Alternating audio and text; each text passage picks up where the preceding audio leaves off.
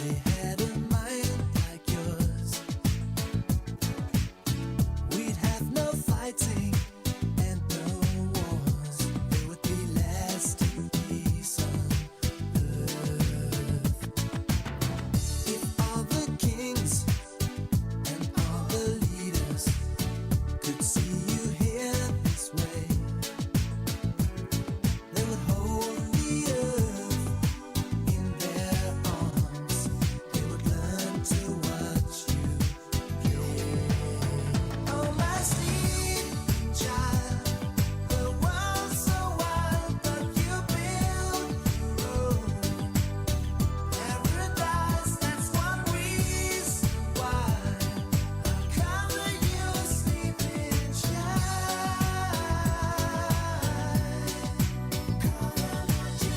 I'm gonna cover my sleeping child. Keep you away from the world so wide. Away from the world so wide. Oh, my sleeping child, the world's so wild, but you've been.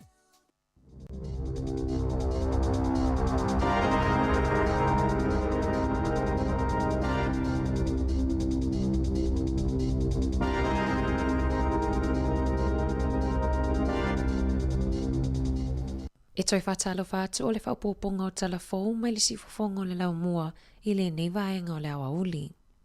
E silia ma le lua se lau awheta mai ti au kilani, e anga wa e whaia o lato siaki o nifo, e le ia o atu lava e whaia lato siaki, o se reporti mai le whale mai nifo I au kilani, na whaalia ai le silia ma le se lau walus fulu ono awheta mai ti a o ngā tūlanga lua makolisi, ele ia o atu lava e whaia lato siaki maasani, pe tusalea ma le lua wa e tolu, o le numera o tamaiti o lo risitalaina, o se popo le ngā se tasio fō mai nifo, Dr. Katie Ayers, ina na ia whaina tele nifo le whanau, ai tu wai o na whaia ai tonga fitinga, o le lokaina o le atu nuu I le wha mai le isi mafua anga, na le mawhaia ai o nao o atu le toa tele o whanau, e whaia lato siaki maasani.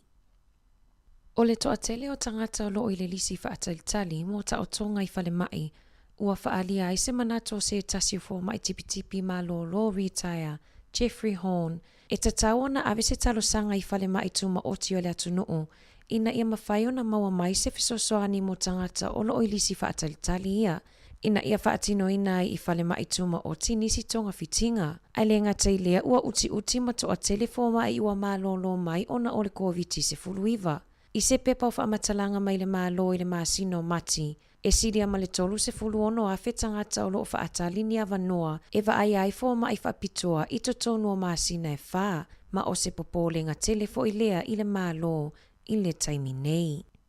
O loo whaia se suesuenga a le corona I le awhianga o le social media po o penga ta whailangi, whaatatau lea I le oso whainga o le whale tapua ai a tangata Musalemi, lea na malili wai tangata e toa limas fultasi I kalai estete I le lua fes fuluiva. O le awhaia I le sa ilinga, I le sao mai o ala o feso o tainga I le taimi e tutupuai nei whaalave lave. O le a ilo I lea suesuenga po o aina tala noa I ai Tarrant, I le taimi o whaatino ina lana oso whainga, a o ia whaasala lautu usao ai foi I lunga o se tasi o penga ta whailangi.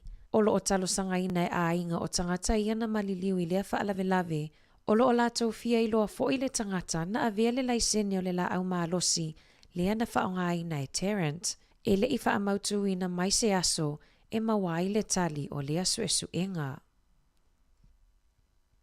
Na siitia I lunga le fua whatatau mō tongi o le NCEA, I whanawa o ngai au kilani wai katoma Northland I le tausanga taluai. Na whaatangaina tamaitia o ngā oia pitonuu, ina ia le sue nisi suenga, a e maua peani o lātou tongi e whatatau ia lātou tamawhainga I lea onga. Ona ua tele taimi e nonofo ai whanau I le whale I le taimi na lokaina I le atunuu ona o le whaamai. O whaamaumaunga a le whalaputupotonga o whailonga tau aloa, na whaailoa mai ai o au kilani e pito sili ona le lei whai unga o suenga o le NCEA mai pitonuu I e tolu. O isi a aina whaamaonia le paumawalalo ai o maka o suenga le whanau i le tausanga taluai, pea whaatusa lea i le luafe lua se fulu i le amatanga mai o le whaamai i totono New Zealand. Peita i ane, ua si itia i le lua se fulu walu pasene le fua whaatatau mō whanau e whaamanuia ina ma pasi suenga whaasikola sipi, pea fua atu ai i le lua se fulu 5% sai ai i le luafe lua se fulu. E tatau ona o atu i le vai aso fou ua whaamautu mai se finangalo o tangata Wellingtone, i so la tau finangalo whaalia e whaatatau i o ngā ele leo lo o tanu mai ai la pisi la foai, e silia male se lau afe tone le mamafa o la pisi e la foai ai i le tausanga. E tolu ni vaenga o le a whiriwhiri ai le pūle ngā nuu, e ono whaatino ina ma wha o ngā ai nai lea o ngā ele. Mua, e ono mawhai ona toi wha o ngā ai nai la foai matanu mai ai la pisi. Lua se lau miliona tāla se vai ngā tupe ua whaanganga e le pūle ngā nuu. E fausia i nai se whale e susunu i nai la pisi ma ave ai o se malo si anga whaafouina. O le vai ngā muli, o le tapunia le o le nofuanga, ai sa ili se finangalo mai i pūle ngā nuu a Porirua Maloa Hat, la tau te aveina la pisi a le lau mua.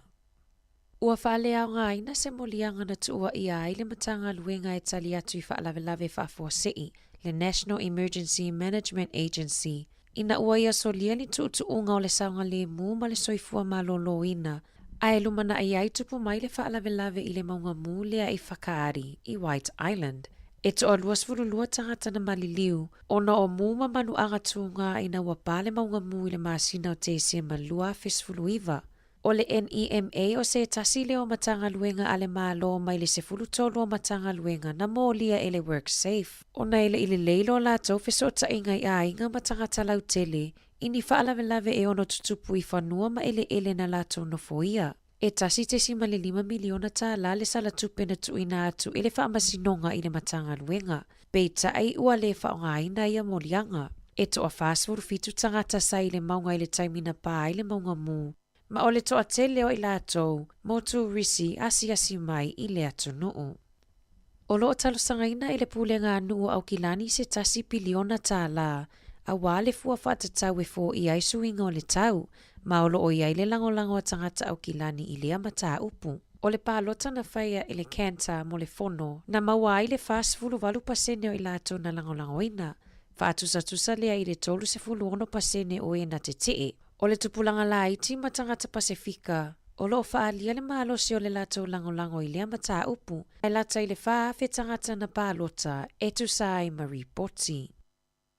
I whawhato New Zealand, e whaitau wafe le numera o tangata mai le tele o i tū mapitono i Amerika na savalia ni solo te te i le asolua, e whaalia ai lo lātou te te atu i se pepa o whaamatalanga na liki mai tua, i le toe ilo ina leo le tula fono o le whaatanga ina leo le abortion, po o le whapauino maitanga se itulou. O pito nu ue ai Atlanta, Chicago, Denver, Los Angeles, ma Seattle, na whaatumulia i soro te tee, a wale puipuia mai ai o ai atatau a tina mata maitai. Na una ia maalosi e le whaalaputupotonga o tina mata maitai ia tangata Amerika, ina ia awai whaatasi mai e langolango le solo te tee, ma au mai ni whaailoilo e tūsi ai whaupunga e whaapea, Bands of Our Bodies. Sa mai tauina fo ile toa tele o tangata e le langolango ina le atu la fono, ma la taulau papa e ai ni whaupunga whaapea, Abortion is murder, po o le whapauina o le maitanga, o le whasioti tangata lea,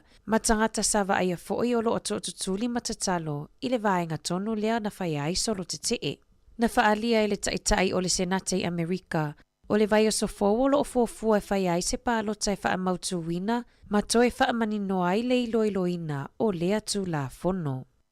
I taalonga, o le masina fōu lea ua whaamoemoe e toe amatali ai le taamilosanga la kapiliki whaavao mālo, mo atu nu o le Pasifika.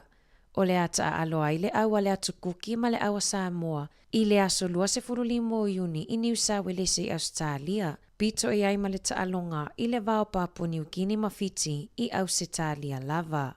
O le afiafi o le aso wharaile nei, o le ata a alo ai le aua le Blues ma le Rebels a Ausitalia i Eden Park i Aukilani. O le a malolo ai le First Five a le Oropeleki o Bowden Barrett, ai sui tūlanga i ai le alo Samoa Stephen Perofita i le numera se fulu. O le toe se fulu 5 minuta i se fulu i le pōla sfarai le taimi New Zealand, le taalonga i le vau le Reds ma le Highlanders e whai e Brisbane i Australia.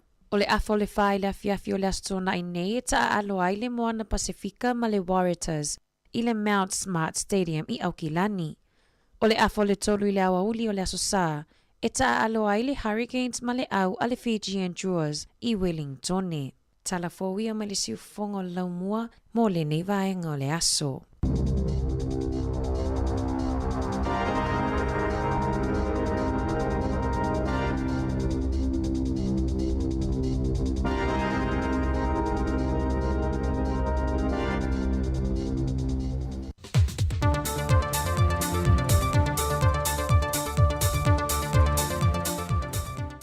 O te toi whaatara whātul tātua tunu i lau whaafonga anga ai alo maia o se whao popongo tala whau mai Samoa tautua a le seu whonga le lau mua.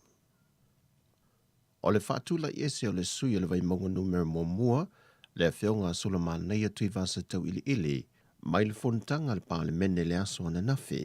O se lafona whaatuina le teitai o le atunuu le whionga le tamaitai pālemia fia mena o mi mata afa. E na wai e le whionga le sui whai pule te tonu le pālemene. E na wasi isi i le tai whilafo la fo inga, ma le whionga le minista o whaatu anga mwhai ngā whaiva, la aulio le malia tōpala te e vau Foshe Schmidt. Le ala le pule Rimoni Ayafi, ma le whionga le whongwhitalai o le maota. O le mata aupule nei na a mata o na si i le tai le whontanga le pālemene. E na ua wholasia le whionga le whongwhitalai le tāno sanga tustusia, a sui whai pule to o lua le vang whaupu whai a le HRPP, le whionga tu le epa lupe soli aisa i lele malia le ngoi, ma le whionga le ala le pule Rimoni Ayafi, e le mata upolo whaasanga ia i la uanatangi ai, le whionga le sui pāle mia, le whionga tuala Iosefo Bonifacio, e lona talitonunga ua solia e ia sui whai pule le maota, tu langa alo ia maa mionga tāwa loa le pāle mene. Na tula i le whionga le whailau tuse le tua ngai mai a wha ai loa, o tūlanga māsani tau loa le pālemene, e na o le whionga le whongwhitalai ma whai o nei a wha ai loa tūlanga wha pēmon wha ai unga, a e peitai wa mua i wha sila sila ma wha lawi loa le social media, le whionga le minista o wha tu anga mwhai ngā whaiva, la aulio le malia tōpola te vau Foshe Schmidt, i le pō le aso lua, a o lupa na i le whontanga le tae o le aso lulu. Peitai o te lia le whionga le whongwhitalai o le maota le tāna sanga le sui pāle mia, ma o tō fia se komiti e tō iwa, la tō te sue ina le mata opo ala le tangi e sui pāle mia, e whaasanga ia sui whai pule e tō lua, ma ia tō e ripoti ane le anso se fulma le fitu le maasina le nei o me, mo se whaai unga ale whongwhitalai. O le komiti o tō fia i le whionga le minsta ia wālasi lua pito whanua tō ngā manga tā fito sele, Masui o le komiti le whionga lautafi fio se lafi Purcell. Tūu ana si i leota, whai malo toa kika Stowers, ma ngele se kati fioi, ale vena ale, se wa muli fasi toma, ma sina lupe ma kesi ma sina lupe, ma le whionga anga seata va le lio tanu vasa peto. Whalau ilo foe le whionga le whongwhitalai le aso ananafi, e na o le aso fono le aso ananafi, e whaatu lai e se le whionga le sui whai pule le vai monga numero mua, e toi whaud whale, i le whontanga whaawau i le so. Wa matai tuina nei e le matanga le wenga le sui fuamalo loina, i le mautanga se ngase i tua sivi le pepe a sitina o tu ese, ai o loa a fia le tina le koviti. O lo ta a fia pea le pepe a le tina le mautanga se ngase, e na ia tuli mata ia e siaki whaafo mai, ma ia mauti noa o lo saunga le mu. Mai le mautanga singa se lava i tua sivi, e tua tasi se alo e ono tau sanga le matua, o loo tau fia e foi wa fia le koviti, ma leisi toa wha, o loo tau fia fatasi ai. O le talalata mai o wha maumong o le koviti se fulmaliva, mai le matanga luenga o le soifua mano noina, mo le 5 aso o tua nai, e mai le aso toa nai o mai i le aso tofi le aso ananafi. O wha maumonga e ono se lau se fulma le valu i lantou fau pe sia le siamo le koviti. O le ono se lau se fulma le 5 e mai le mamalu lau telo le atunu, to o tolu na whaimalanga mai fafo. E to tasi se maliu na wha mawina te tono le 5 aso, wa wha au popo i le lua se fulu tangata maa le liu le koviti, o se tina matua iwa se futasi tau sanga lo soifua, Sa ia yo na ngase tu mau na le mawhai yo na whai o na tui pui pui, ai wā awhia isi amor COVID. Ma ua si tia le foi numera tangata sa mō wā awhia COVID talo mai le aso se fulmal fitu o mati. E le se fulu wafe se lau tolu se fulmal wha. Ai ua fitu se fulu tolu wafe tolu se lau se fulmal tolu. Ia testu wa maea o na wha o ngai nei le atu no. Ua wha lau ilo manino le fionga le minister o mtanga ruenga le se fua malo loina. Le fionga va lasi lua pito whanua to ngā mangata fito sele sele. E le iwha amuta ina le konkarate a le ofisa sili o mtanga ruenga le se fua malo loina. Le tō wha le ausa Dr. Take Naseri. O loo ave o na livi mai o ia lava na sai nia le pepa. E ave o na livi o na loo tele o tutoe.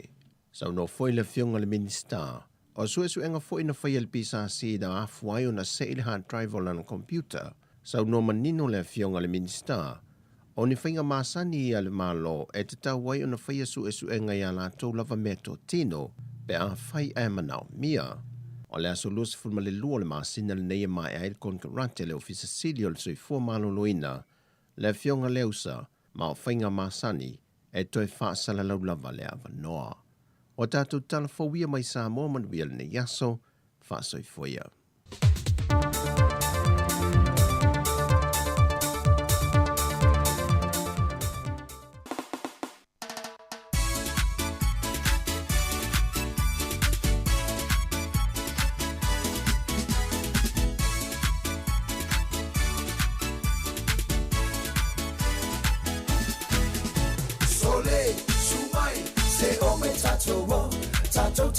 Pacific love, if I my on board, the Apatuna, Eleno Lono, it's a my for yai, ever my, ever young fancy, I know bye bye.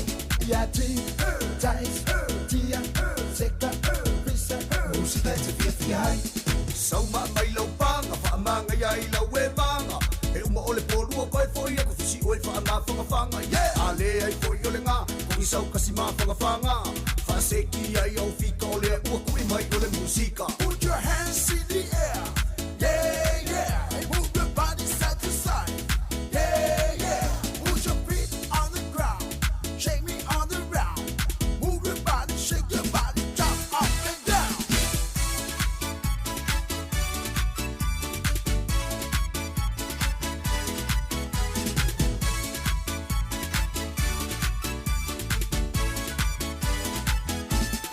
Say my sing the fun.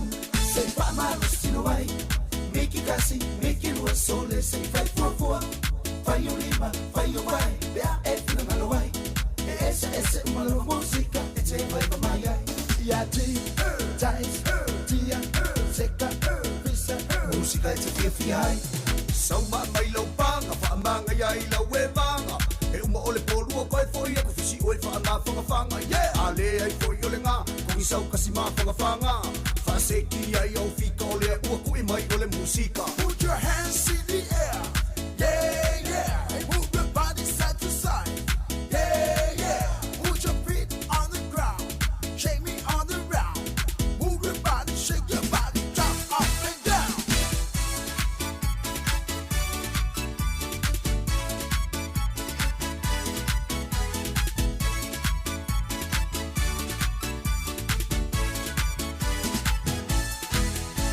Sauma mai lau panga, whaamanga ia I lau e vanga. E uma ole porua koe foi e ko fisi oi whaamawhanga-whanga. Yeah, ale ai foi ole ngā, ko isau kasi mawhanga-whanga. Whaaseki ai au fika ole e ua kui mai ole musika. Put your hands in the air, yeah, yeah. Hey, move your body side to side, yeah, yeah. Put your feet on the ground, shake me on the round. Move your body, shake your body, jump up and down.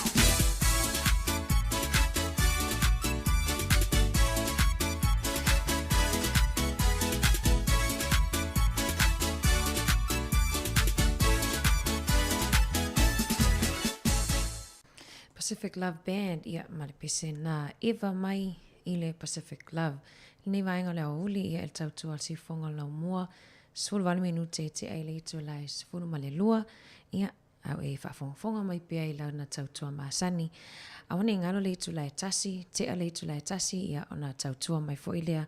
Ia ole sunga ia tasi Salem Sam. Ia malan tautua mai Samoa ia po fea fu se vaenga leo le a whaatiti e tātou e tāsi sailan ta avale nei aso. Ia po pe e lava lai tātou te titi e pasi fo i lele alu ngai tua. Whamalo atu nei tātou ta mama tina matutua. Alo whaatu fo i mule atolo whaanga mule ta mai a pule. Ia male tina ia naia o feira. Ia leo lo o whapeona whafonga mai i wainu i o mata. Te loa atale tonu ai wawela se kuka tinena wow. Ia lo whaatu fo i le sunga lawa o ia talali tasi. Ia malo le ngalue. Malo fo i le ono sa inga luenga nei aso. Lo whaatu i matutua lea na malanga mai Samoa. Ia ai le poloka i nei ona o le tatalaina.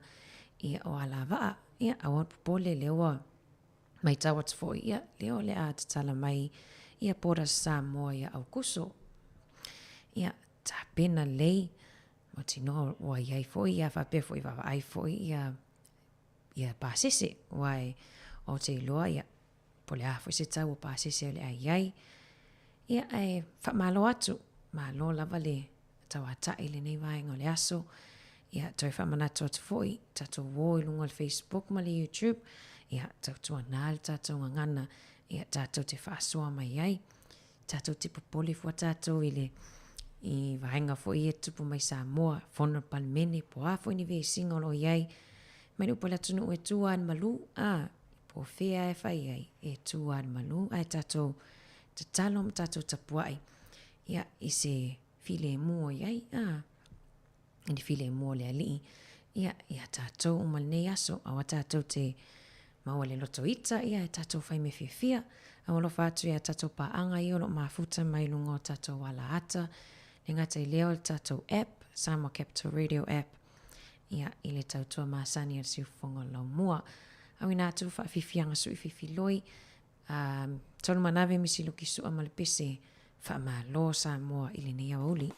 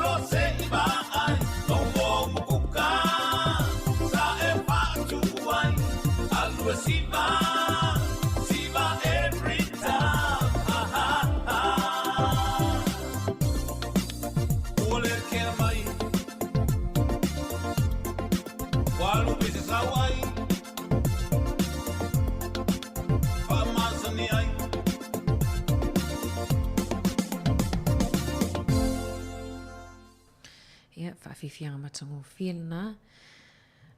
Ia mai Felisa Mikaele, malipise no mua umkuka. Ia toi whamalo atu. E tato whaasisilanga le I, e whia awina atu, mon si whanau lea la sela maseti. Tulo ia Samoa lau whaafonganga le nei vaenga o le aso, ai o le nei whaasala launga, e mo le whanau a la sela maseti, o swafai o le whanau o whale tolu, Solomona, o moli, ma la au. O lo ofia maua se fiso ta inga ma o tau I se taimi vave, e tu sai ma se whamanu yanga, mai le a inga o lo o tau ta maa. Ma la au mai le numera, o le o wha, lua tolu ono, o tasi lua tasi. O wha, lua tolu ono, o tasi lua tasi. Fesili mo peni a mina whale tolu, ma le wha alo alo lava, wha awhetai. Nisina o whaasisi langa tāua, pape o whaafonga mai fo'i ia si whanau lea, ia po nisi fo'i sila fia fo'i ia si whanau lea, ia whaaho o atu ia ile whi au tustusia lea. E mana ia o lea whaina, nā watu I tatu tala fo'i ia le tāua o le puipuia lea malwa aia ave o tamaiti e whai ia siaki nifo. O ki lani lea to a tele numero tamaiti e le o wa overdue po wanga waa e whai ala to siaki o nifo ai le o mawhai ona o atu matu e watu whanau, me se whanau le tūlanga lua. Ia mana I o siaki lea le siaki fua o te lofo no sila fia foi I le tato atu noo. Mana ia taimine le la iti e tausia tuain ia o loa po nifo le whanau. Awa lea e le se tupe tutongia, ia wale o te loa sila fia o matato, ia le tau foi o le tupe tutongi e whaieni fo tato ia le o matutua sfu walu tau sanga I lunga. Ia a ta lue se ilo tanifo I se dentist po le whale mai forma inifo. Pe o atu le tolu se lau, wha se lau, e lava ia isi tonga fitinga e o atu a le afe ta la, I tato nei New Zealand. A te whaalongo Samoa pe ia e taungo fie o le vaingo le se ina foi por siakina foi o nifo. Le anga tai leo whai a foi o tautonga o mata po o tonga fitinga I fofonga. E taungo fie Samoa nei New Zealand. Ia, te ro le moli mau foi tato ia e whai mau o fo mai vai ia o loa. E le taungo fie pe o vainga lana lea e la patai mai ein matanga ringa soi fo malolo ina. Ia tautua nā ia siaki o nifo tato whanau. Ia lea e pe taitasi e tau sanga im whai ona ave e siaki nifo whanau. Siaki fua le se tupe tutongia ia aina o lau taimi lava ia e whaawa noa. Ia awale whai o siaki ana I whanau iti. Ia awina atu tato whaafifianga su I whiwhiloi, wa lewa foi tato tele I toi whaalongolongo. Ia lulu malon tama tato watu il tu alofa, ma le whaafifianga o te ofo lo tama.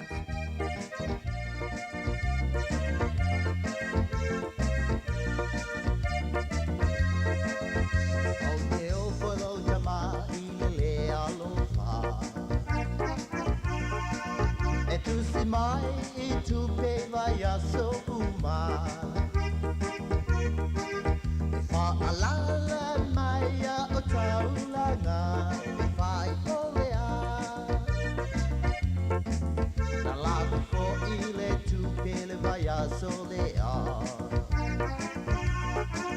E sao ngā tu pe ta I a pe o le palesa.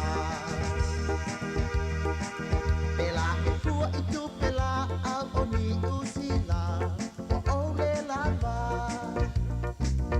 Mana loa wata mai wa fa ai loa. Ai pato po ia matua. Na matu papai ai la no po ala utama I Samoa.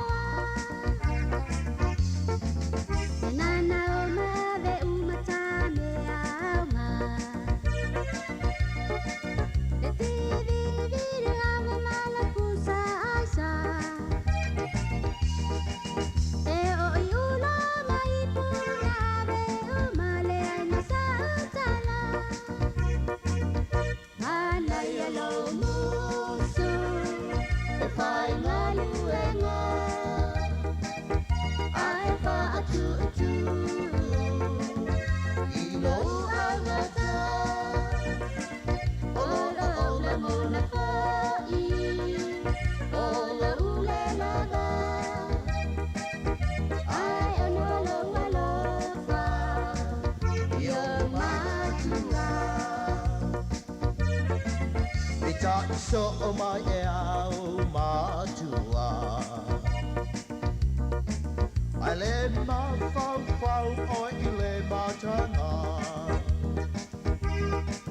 Na tā whaai poi pole ai o se mea Ka I le mama Te le mawhau whau o I lo aloha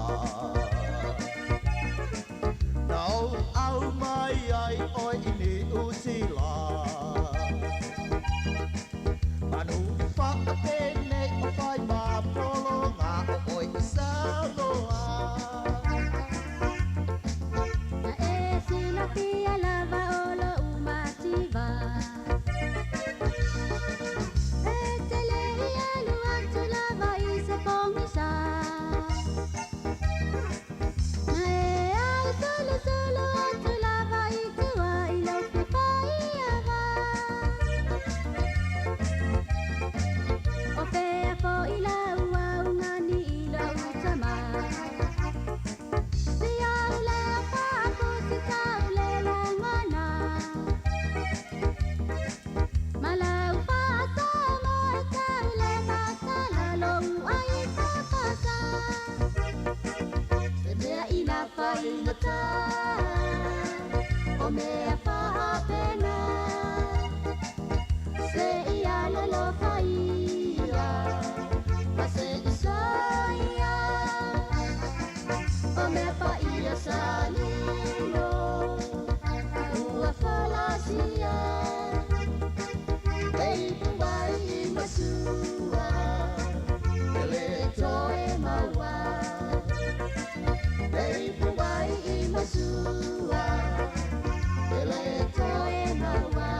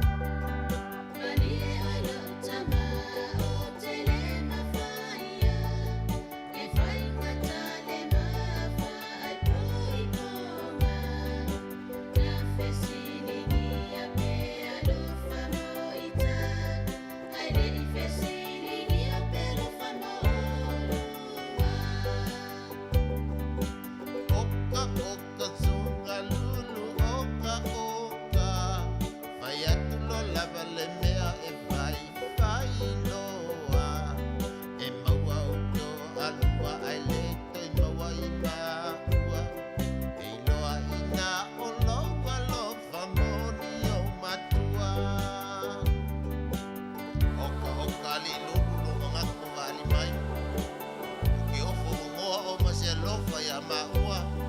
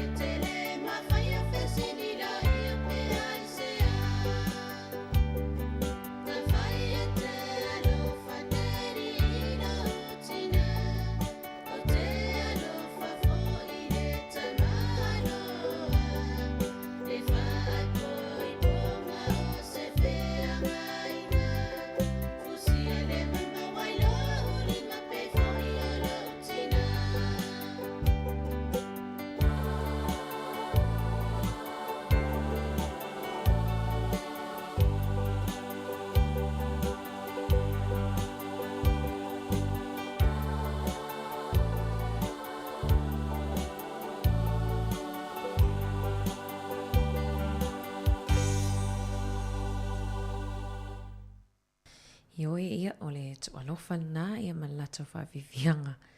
Ia, mana ia fo ile tani lulu nea uli ia. Malo atu.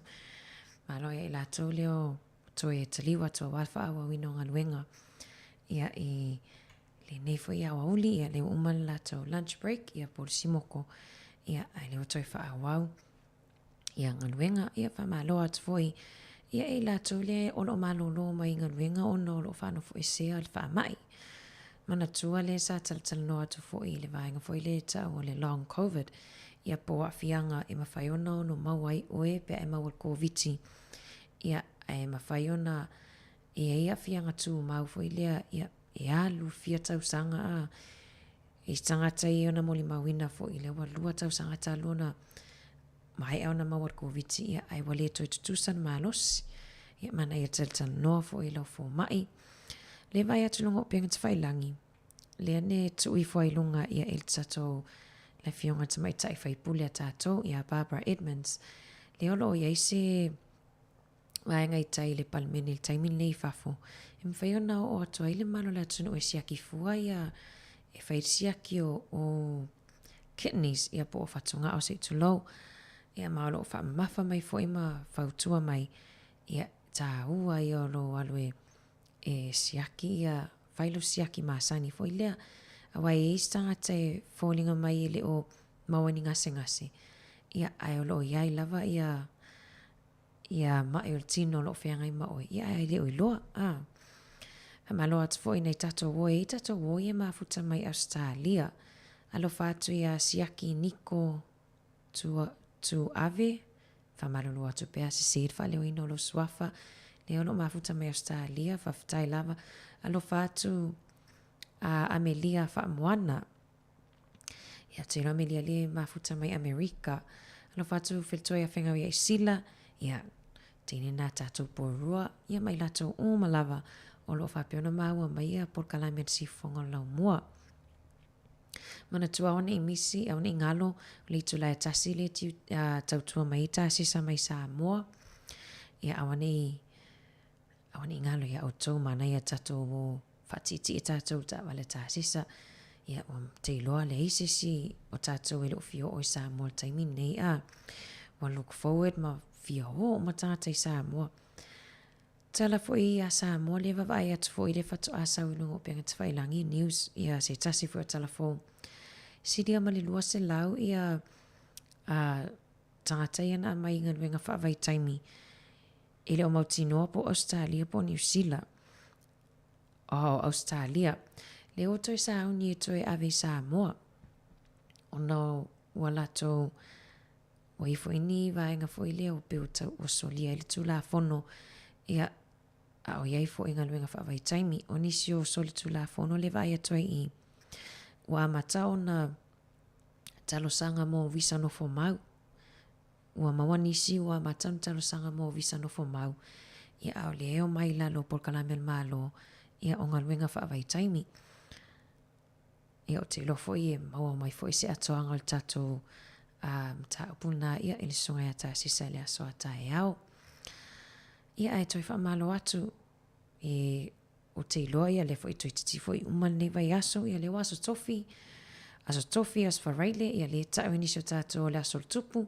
Ia te lofo i lewa o ista mai avetina e wha lunch ia o tau ia whamanu ia tula sau tina o malava ia paanga ma wall tato tautua ia talusio ma wau te unga mo le aso sa ia aiwa talusio fo iwa o wha automiti atu fo i lau bank account ia se tai se lau tala lau wahenga nei ia taulanga tangaloha ma le pese faiva o le lau niu.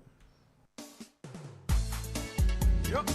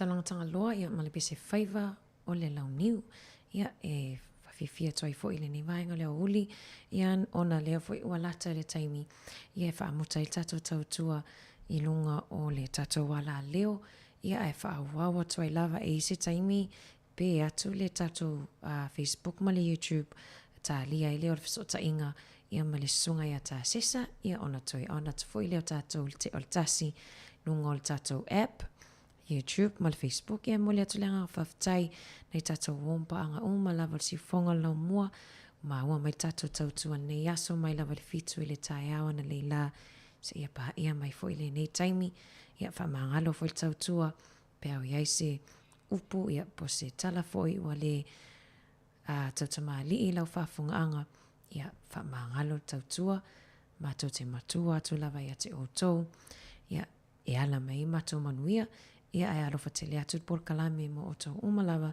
tatou toi wheta pai ia i le fitu i le tae au pe a tatou au lia i le alofa o le atua whaftai.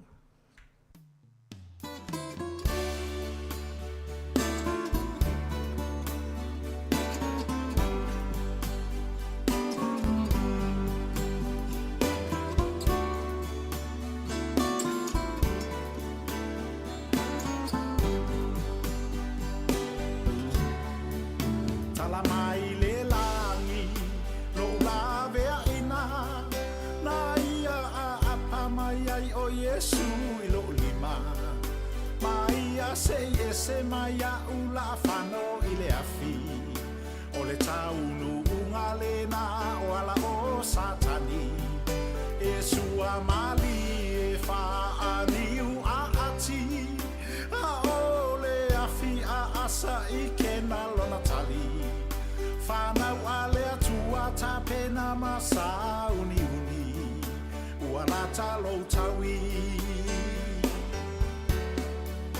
Sa tuli loa ina pea u ele anganga paia. A o u whaatino na tale ni ma o wha a fia fia. O mea ale lalo langi ma le tino ua o taia. Ina ua fia lo uloto ele anganga paia. Tama vale ua ia fili filia. Molo na fina ngalo ina ia o whaalia. O mea nilo ua ia au maia o te whaailo atu. O lona matautia. Watapunia nei ole alofa tunoa. Olo ua tua ile lalo langi atoa. Tangata onu u esema o e Samoa. Ole fe aulena ua fa ailoa. Ua toe lili u fofonga olo utama. Ilona numa ua ia toe alofa ina. Ua ia tapunia ina fo ina fina unga sa faia e tangata malona anganga.